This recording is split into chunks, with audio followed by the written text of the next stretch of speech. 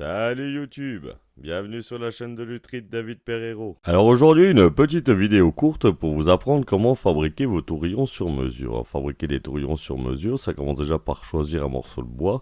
En l'occurrence j'ai pris du hêtre. On coupe entre 10 et 20 mm de plus que ce qu'on en a besoin, ce qu'on va voir qu'on va arracher. Pourquoi on se fabrique des tourillons sur mesure? Parce que parfois les cure-dents c'est trop petit, les tourillons du commerce c'est trop gros, donc on va se les faire vraiment à la taille qu'on veut.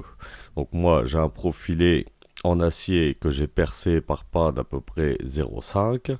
Je prends mon morceau de bois, je vais le refendre avec un ciseau à bois. Alors pourquoi refendu et pas coupé? Tout simplement à cause des fibres du bois. Donc le bois qui est tranché, lui, les fibres de elles ne seront pas coupées. Donc ça tiendra pour notre opération.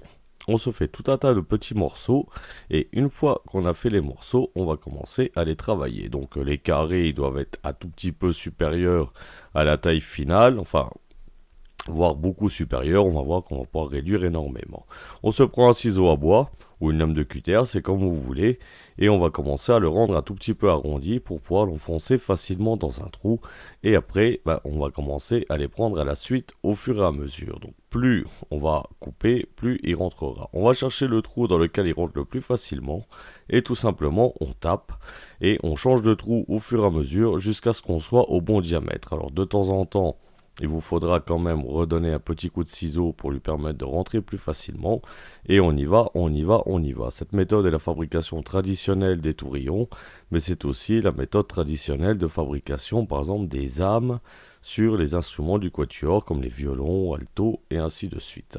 Donc vous voyez là, par exemple, il y a un morceau qui a été cassé. C'est pour ça qu'on rajoute de la longueur quand on est très petit en diamètre. Si le morceau reste coincé, pas de problème, un chasse-goupille ou une petite pointe et on arrive à le chasser sans aucun problème. Donc toujours bien retaillé, vous pouvez descendre très bas. Si vous êtes à la taille d'un cure-dent, c'est pas la peine, c'est aussi du hêtre. Donc il n'y a pas de souci particulier, ça sera assez résistant.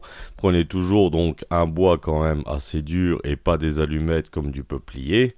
Alors certains pourront dire qu'on peut utiliser des pics à brochettes, mais c'est pas une bonne idée parce que souvent elles seront remplies de sang et la colle risque de moins bien tenir. Et si c'est pour acheter de toute façon des pics à brochettes, autant aller en grande surface de bricolage et vous acheter des tout petits tourillons.